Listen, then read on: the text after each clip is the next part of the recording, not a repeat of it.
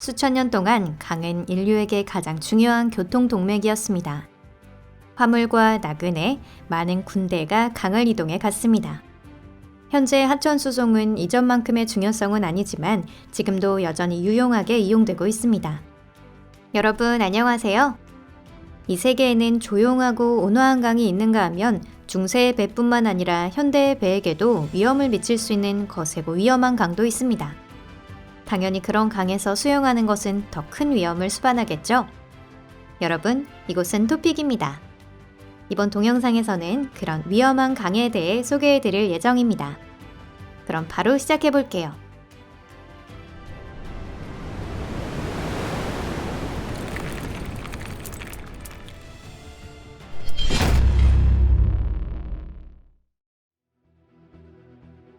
아마존강.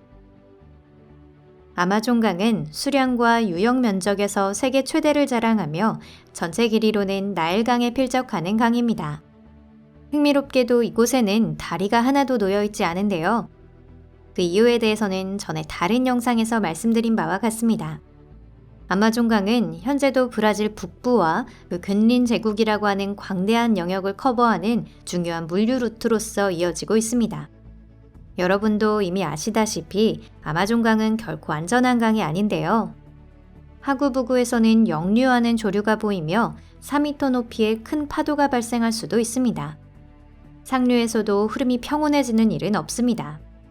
종종 범람하거나 때로는 소용돌이가 발생하기도 하고 급류가 발생하기도 합니다. 이곳의 위협은 비단 자연뿐만이 아닙니다. 인간도 그러한데요. 강은 수백, 수천 킬로미터로 밀림 속을 흘러갑니다. 이 밀림에는 부족이 살고 있고 그 중에는 지금도 문명과의 접촉을 최소한으로 억제하고 자신들의 경계를 지키고 있는 부족도 있습니다. 이곳에서는 21세기에도 활과 화살에 맞을 위험이 있다고 합니다. 리오틴토 강. 리오틴토 강은 스페인 안달루시아 지방에 있는 작은 강입니다. 이 강의 길이는 약 100km로 리오틴토라는 말은 붉은 강을 뜻합니다. 이름 그대로 이 강은 마치 공포영화나 다른 행성을 그린 SF 영화가 현실 세계로 튀어나온 듯한 모습을 하고 있습니다. 리오틴토 강의 물은 그 유역의 절반가량이 마치 녹슨 듯한 붉은 빛의 금빛을 띠고 있습니다. 이 강에는 대량의 중금속이 함유되어 산송도가 매우 높으며 엄청난 독성을 가지고 있습니다.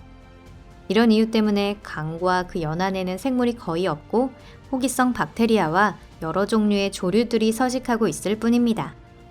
지구상에서 리오틴토강보다 더 황량한 땅을 뽑는다면 아마 남극 부근의 얼음 황무지나 아타카마 사막 일부 정도일 겁니다.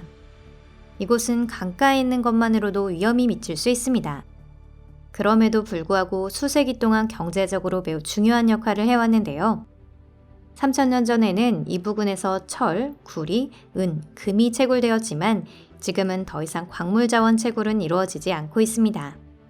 현재 리오틴토 강은 전문가들은 물론 관광객들에게도 많은 흥미를 불러일으키는 곳입니다.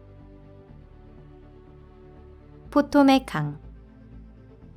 포토맥 강은 미국 역사에서 특히 중요한 강이라고 할 수 있습니다. 미국 남북전쟁 때 북부의 여러 주와 반란을 일으킨 남부의 여러 주 사이에 경계선이 된 곳이 바로 이 강입니다. 그리고 이 포토맥 강가에 수도 워싱턴이 세워져 있습니다. 이 강은 매우 아름다워서 얼핏 보면 상당히 잔잔한 강처럼 보일 수도 있는데요. 하지만 그건 환상입니다. 이 강의 흐름은 매우 빨라서 때로는 예고도 없이 위험한 소용돌이가 나타나고 바닥에서 경류가 발생할 수도 있습니다. 세계 각지의 강자들이 포토맥 강을 헤엄쳐서 건너려고 시도했지만 그 대부분이 비참한 결말을 맞이하고 있습니다. 지역 주민들이 말하길 이 강은 폭우나 폭풍이 몰아친 후가 가장 위험하다고 합니다. 폭우나 폭풍이 일어나면 수도 워싱턴의 하수도가 넘치고 오물이 강으로 직접 흘러듭니다. 그리고 포토맥 강의 물 자체가 갈색으로 탁해지면서 수중에 있는 나무나 돌, 물길을 타고 모인 쓰레기가 보이지 않을 수 있습니다. 그것이 큰 부상의 원인이 될 수도 있는 것이죠. 콩고강.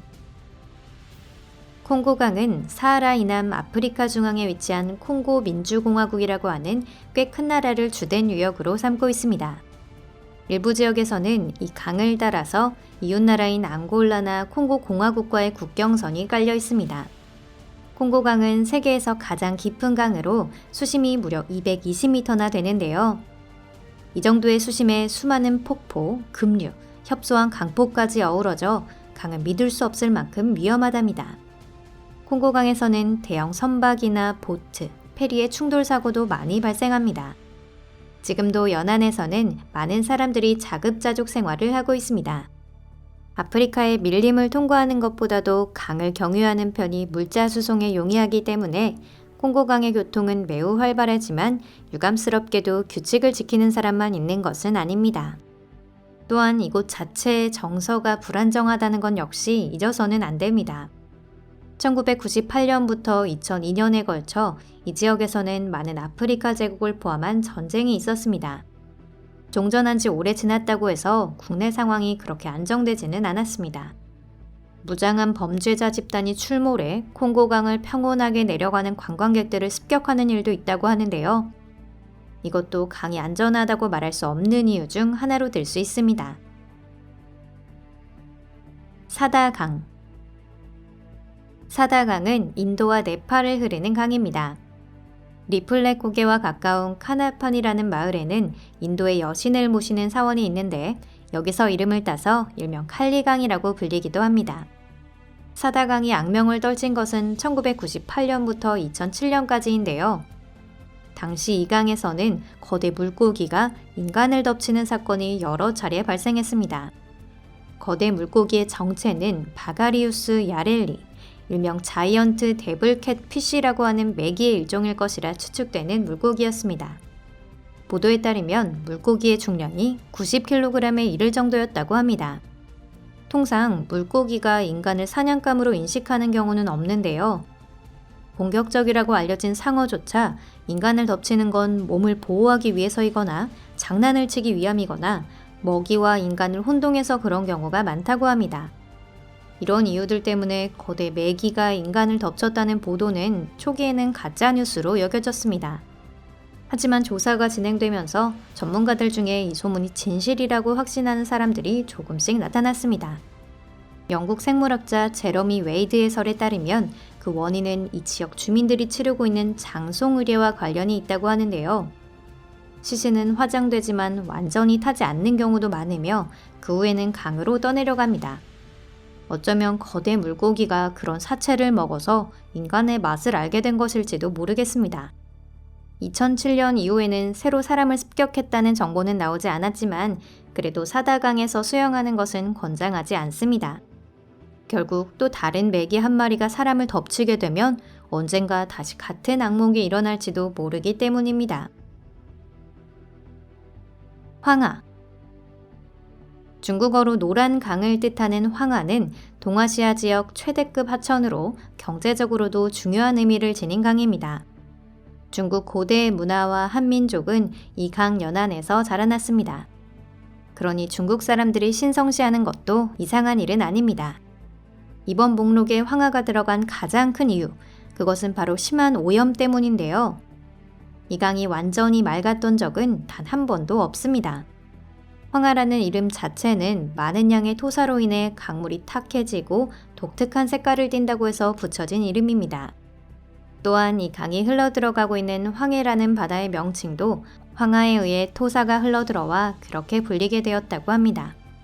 최근 황하의 수역은 자연에 의한 오염과 더불어 인위적인 오염까지 생겨나게 되었는데요. 이 강의 3분의 1이 산업 폐기물에 의해 오염되어 더는 농업용수로 만들 수도 없습니다. 또 다른 이유는 황하 자체가 거친 강이라는 점입니다. 여름의 몬순 시기가 되면 산악부에서는 높이 20m, 평야부에서는 높이 5m의 물결이 범람하는 경우도 있습니다. 또 황하에서는 폭풍이 자주 일어납니다. 이 사진을 통해 그 모습을 자세히 보실 수 있습니다. 황하의 범람은 때때로 경제 및 사람들에게 심각한 피해를 주었습니다. 1931년 홍수가 발생했을 때는 400만 명 이상이 피해를 입었습니다. 이것으로 오늘 영상은 여기까지입니다. 끝까지 시청해주셔서 감사합니다. 영상이 마음에 드셨다면 좋겠습니다. 채널 구독 버튼과 좋아요도 꼭 눌러주세요. 그리고 영상을 놓치지 않도록 종 모양 알림 버튼을 눌러주시고 친구들과 SNS 공유도 잊지 마세요. 항상 저희 채널을 응원해 주셔서 감사합니다. 그럼 다음 영상에서 뵐게요. 안녕히 계세요.